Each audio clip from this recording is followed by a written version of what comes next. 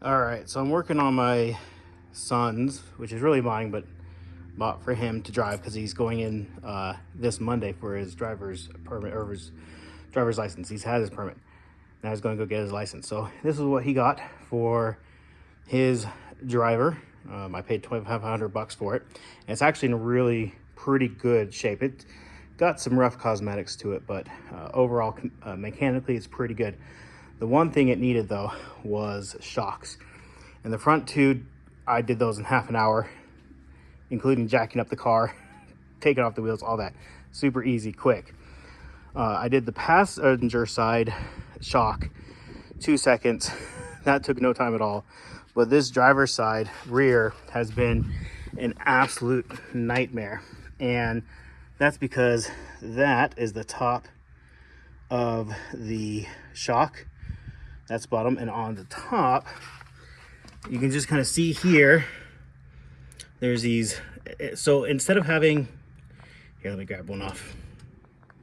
All right, so instead of having welded nuts on top, it has these clips.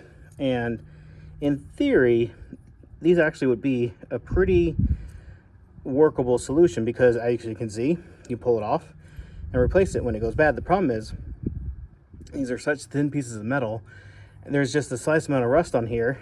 Stay focused. And that's a good one. This is the bad one, and it broke here. And I've been trying for a day to get this stupid thing off. And what I first did is I tried vice grips, just grabbing it tight and loosening the bolt. I've sprayed it with PB Blaster, everything. Oh, that's a sharp edge. And I could not get it to unscrew because it was just spinning. Finally, what I ended up doing, you see my Dremel there, is I ended up grinding down the core.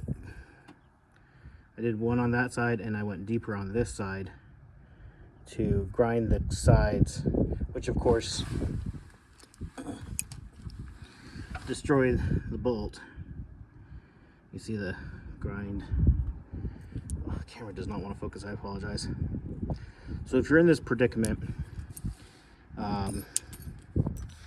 this flap here, this is on a 04 Blazer, but I'm pretty sure it'd be from like 94 to 04 or 96 to 04, whatever the years of this S10 Blazer. And this is the top of the shock mount, so you can fix it, you can replace it. My arm is all scratched up from rubbing the inside of this because about the only place my arm fits is here, because this is too small. My hand barely fits through here. I did have to take this off, and of course, being old, GM plastic, it broke, so I'm going to have to zip tie this cable into place. But we're going to get it done and get the shock mounted. I was getting nervous because, of course, I was doing this right before my son goes in for his driver's test in a couple days. So, yeah. So, but now it should ride a lot better. There's the shock there. I just got aftermarket, what was it, Detroit Axle brand off Amazon. I've bought them before. They're cheap, they're crap, but this is a kid's car, not a high performance car. It's not going to get a ton of miles.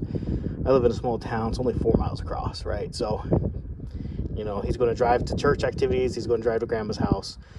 He's currently working for his grandpa, doing some remodel work, and so he will drive to the job sites, things like that.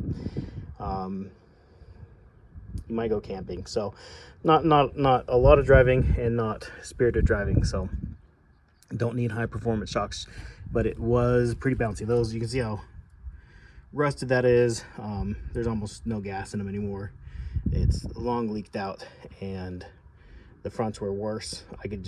There was no resistance in the front ones at all. So pretty frustrating job, but once I figured out I can move this flap down and get in there, and of course it wasn't the closer one that would be right here, it was the further one on the other side of the shock mount, so that made it a little bit harder to get in there and fix it. So hopefully if somebody sees this video or has this issue, they find this video.